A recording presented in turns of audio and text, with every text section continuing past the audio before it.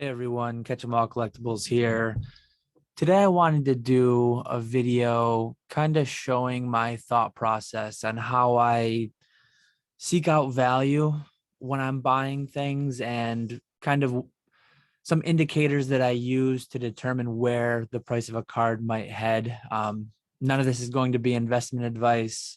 This is all just going to be a stream of my thoughts and opinions on a few different cards. So what you're seeing here is PokemonPrice.com. It's a pretty cool tool that tracks price history and population history for a certain card. It shows the first edition stamp here, but this is actually for the unlimited Charmander. So a couple things that jump out at me. If you especially scroll back out and include some of 2020, you can see that the prices decreased quite heavily since mid 2020, peaking in the few $100 range. Some of these really random outliers are just that. They're probably a shill bid auction or just not a valid data point in most cases. So look at the general trend, not the really extreme outliers there. But what you see is the prices trended down quite a bit over the past roughly year and a half time frame that I'm showing here. And then you can see what the populations did. So kind of the opposite. The pops are shooting up, the prices are shooting down, which is a reasonable correlation between the two, right? So looking at the pop, the main thing that jumps out to me for any of you math people, not only is the slope positive on this, not only is the population increasing, populations will really only increase generally, especially for 10s, because no one's going to crack out a 10. Theoretically, 9s could be cracked out. But not only is the slope increasing, the slope of the slope is increasing. So if we did like a second derivative on this, we'd still be positive to where the inflection is still headed upwards. We've not seen it turn back. And I'll show you some other examples where the inflection might have turned back. But what this tells me is in the 1 month period between December and January, 200 and something more of these were graded.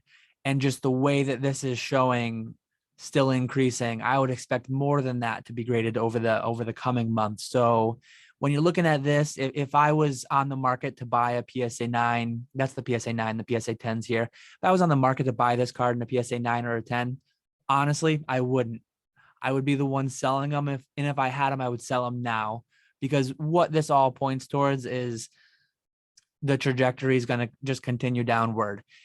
PSA 10s are selling around 100, PSA 9s are selling around 30. So you could make the argument that sellers might just stop selling the 9s and not sell them at a loss. But what you have to remember is these cards were likely sent in before grading was as crazy as it is now. A lot of these were graded for sub $10. And another thing to keep in mind when you're looking at a card like this, and I'll show you in the next tab, this card was it was a play set in both the 2-player starter set and in the, the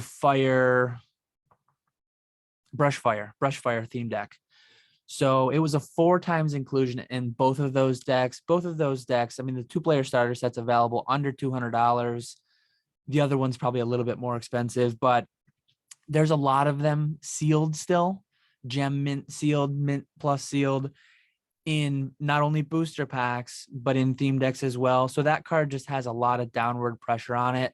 When I see everything I see about the last char and then just how available it is, I'm sure if you went on TCG Player or just Troll and Toad eBay, you could buy a lot of those. Even though it's a 20-something-year-old card, you could get a lot of raw mint ones for quite cheap, and you can even go to get them sealed. So yeah, that's just indicative of like, maybe the card won't continue to go down. Maybe at some point it will hit where it goes too low and people just stop selling it. But when you see a pop like that, there's going to be a lot of downward pressure at the very least. So here's another one, a card that I kind of harp on quite a bit. Jungle Pikachu, great card. It's not the rookie card. Eevee is a rookie in jungle, but Pikachu, you did have the base set, but great card. And while I'm saying this, if you want to go out and you want to pick up this card at auction, you just want to have the 10 now, to pay 100 and something bucks, it's kind of a lot. I generally advise against it because I think it's only going to get cheaper with time. But at the end of the day, like if you value that card that much and you're buying it not as an investment opportunity, or if you're just, hey, I want to consume that card, it's going to make me happy, I've got this much money and I'd rather have that card, it's reasonable to buy what you like, buy whatever you enjoy. This is more looking not from an investment perspective. I'm going to have a video on Friday talking about Pokemon as an investment and why I don't think it is one, or I don't consider it one personally. But this is more from a value perspective and like a price predicting perspective. As a business, when I have a lot of inventory, there's certain things that if I see them, when I see the pop shooting up like this and I've got a bunch in hand, not only I have a bunch in hand, but I have a bunch more that will be showing up on this chart in the coming months, still in the backlog. So this is just a little bit of insight into my thinking on why I might price something more aggressively, why I might send something to auction to try to offload it and just take what it's going for now, as opposed to hanging on to it for months more and maybe taking less. So yeah, here's another one. Kind of seeing an inflection point where the slope is still positive, but the slope of the slope is negative, in that its inflection point is trending to where it's the pop increase is slowing. And you can see that more drastically in the 10, where we've kind of seen an inflection point and we're leveling off more, definitely not level, but leveling off. So one thing that's big on the Pikachu and Eevee cards, this is Bulbapedia, doing the math. Let me get my calculator going here so I don't screw up. But Jungle had 11 cards, 1 rare, 3 uncommons, and 7 commons in every pack. There's only 15 commons in the whole set, and there's no energies. So if you do the math, there's 36 packs times, what did I say? I said 7 commons per pack. That's 252 commons per box. And then of those 252, there's only 15 unique ones to get. So 252 divided by 15, you're looking at 16 expected Eevees and Pikachus per box. So 16 of each individual common. And there's a lot of jungle out there. I've participated in jungle box breaks. Last year, I broke a box personally. And I opened just the heavy pack. So if someone's opening just the heavy packs, grading the lights, they're only opening 12 out of the 36, which would still lead to 5 to 6 Eevees in just the heavy packs, 5 to 6 Pikachus in just the heavy packs, every other pack, essentially. So for me, especially when I'm looking at like a PSA 10 Pikachu going for $200, you can buy a light jungle pack for that oftentimes. And you don't just get the Pikachu, which could be an 8, but it could be a 9 or a 10 as well. You get a rare in there, you get all the other commons and uncommons. And I just think there's a lot more value in buying the sealed product as opposed to buying the graded card, which the pop is only going to continue to go up. That card, I know like Sakari has been picking up, and I don't know the overall quality of them. Maybe some are gradable contenders, but he mentioned in a recent video buying like jungle Eevees for $2 or $3. And I think that's the better play. I would rather buy 100 raw jungle Eevees for $2 or $3 each than buy like 2 PSA 10s, because the 2 PSA 10s are kind of maxed out on what you can do with it. You can't do much. The raw ones, you can grade them, you can sell them. If the raw price moves up a little bit to people building sets or anything like that. So there's just, you're paying a lot of premium to get that 10, and theoretically you could go up. They shot up a lot in 2020, but we clearly saw that didn't last as people were able to get them through grading. And here's another card.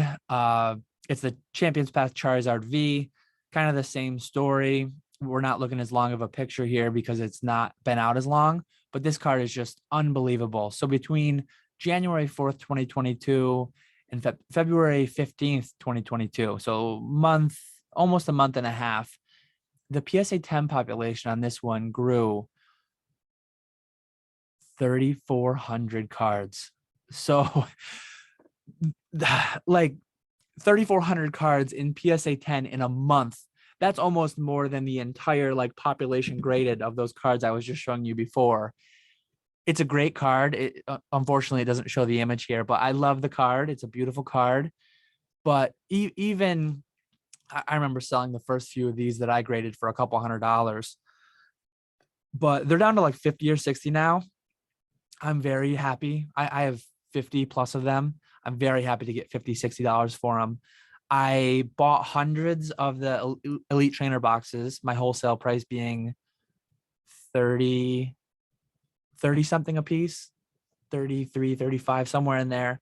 And then breaking them down, grading all the promos. You can buy the promos on the next one, we'll see. So kind of the same things though. The inflection is still heading up. The slope of the slope is going up. There's going to be a lot more of these graded. 4,000 in a month. I expect 4,000 in the next month because this just isn't, that could have been one big, huge batch, but yeah, it's not like we saw a single spike that went away. This month we kind of did, but what this shows me is there's going to be continued downward pressure because a lot of people are grading it. So what did I have here next? Oh yeah.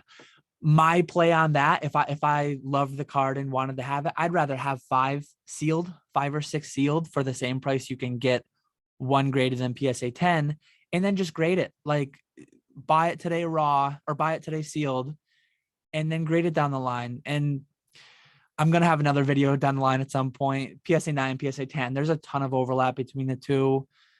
I think people personally, or I think the market overvalues 10s in many instances, especially for super modern stuff. The difference between a 10 and a 9 is often going to be so minimal on something like this. And to me, I'm happy to sell for $60 all day because I can buy them raw for 10 and grade them in 2 years when it's $10 or less again. And I mean, there's a margin there if I'm selling the 9s for 20 to break even and the 10s for 40 or 50. So I don't know what I was doing here, but okay. So here, so I showed you a few cards that were in the $50 to $150 range, and I was kind of harping on why I think that's going to go down, the concerning things with the pop report, how the inflection was still headed up. So I guess the natural question would be, well, if you're selling those for 50, selling those for 200, that whole range, what would you buy or what would you value? Like things like this are things I'm buying. I sell one of those things that I just mentioned and I turn around and I buy stuff like this. So a quick search that I did, this isn't sold listings. This is actual available. I could click buy it now, right now on any of these. These are on the market, buy it now. So largely, you could probably beat these prices in auction. And the ones that I'm showing you right here, I did buy these ones in auction. So like a little bit of a quick tip for eBay too. If you do parentheses with a comma, it will search for CGC or PSA. So it will include any results with CGC or PSA, not both needed.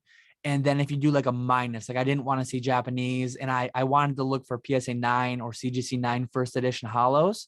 And I wanted to exclude Japanese and then non, when people say non-hollow in their title, I don't want to see the Jungle Eevees and Pikachu. So I put minus non, minus Japanese. Anything with those in the name won't come up. You can see here a Japanese Piplup. It still comes up because they didn't put Japanese in their title. So I didn't exclude it with that. But anyways, getting back to the topic on point. I mean, look at all these cards I mentioned with Eevee and Pikachu.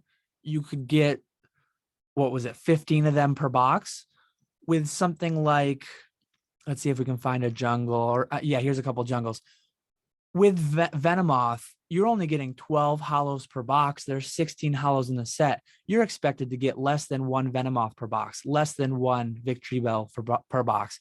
And anybody who's open jungle, you know that you can get an 8 out of the pack. You can get a pack fresh 8. So to get a CGC 9 or even a PSA 8, here's a PSA 8 Rocket. I searched for 9s, but the reasons it's showing up is because the set number for Hypno's 9.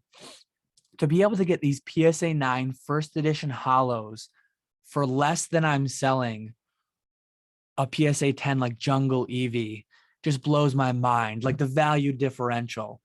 I think that something's got to give there. Maybe they both could fall. The Pikachu will just fall further.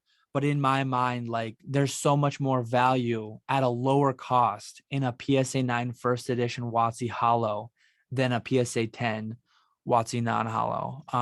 So yeah, I just wanted to do a quick video.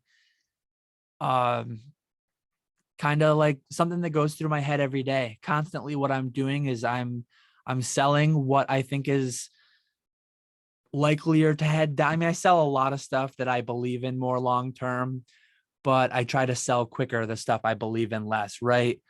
I'm not saying I don't sell any of this kind of stuff, but when I see that disconnect in value, these are the things that if I have the cash flow and if I'm able to, I will tend to try to hold on to more, because if I've got a stack of 10 PSA 10 Jungle Pikachus and I've got a random stack of 10 of these holos, I can replace the Pikachus much easier. Where are you getting these raw mint holos?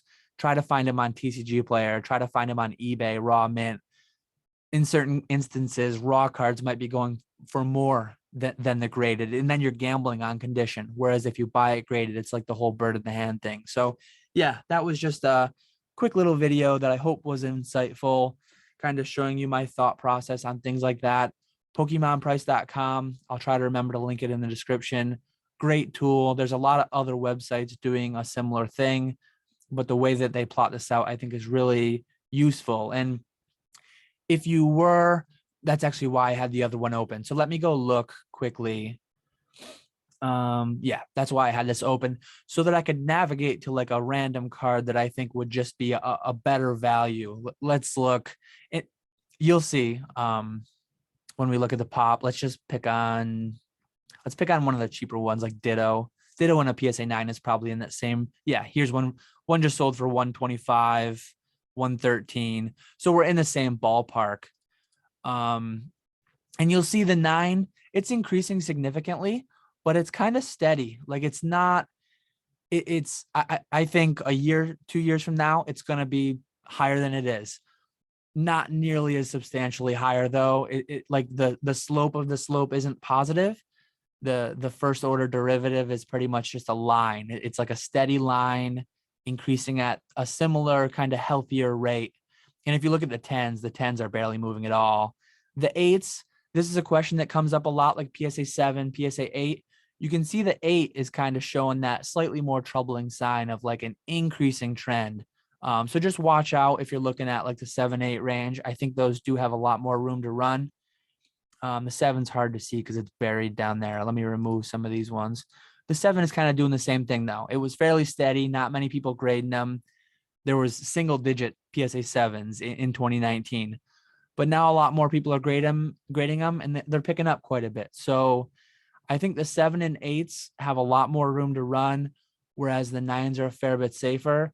And then the 10s are even safer yet. They're just at quite a premium that I don't personally like to pay. So yeah, hopefully that was interesting or useful to you. I kind of teased. I'm recording this on Tuesday night. This will go live Wednesday. And for Friday, I'm going to have a video on like my thoughts on investing in Pokemon and why I don't like to use the word investing when it comes to Pokemon.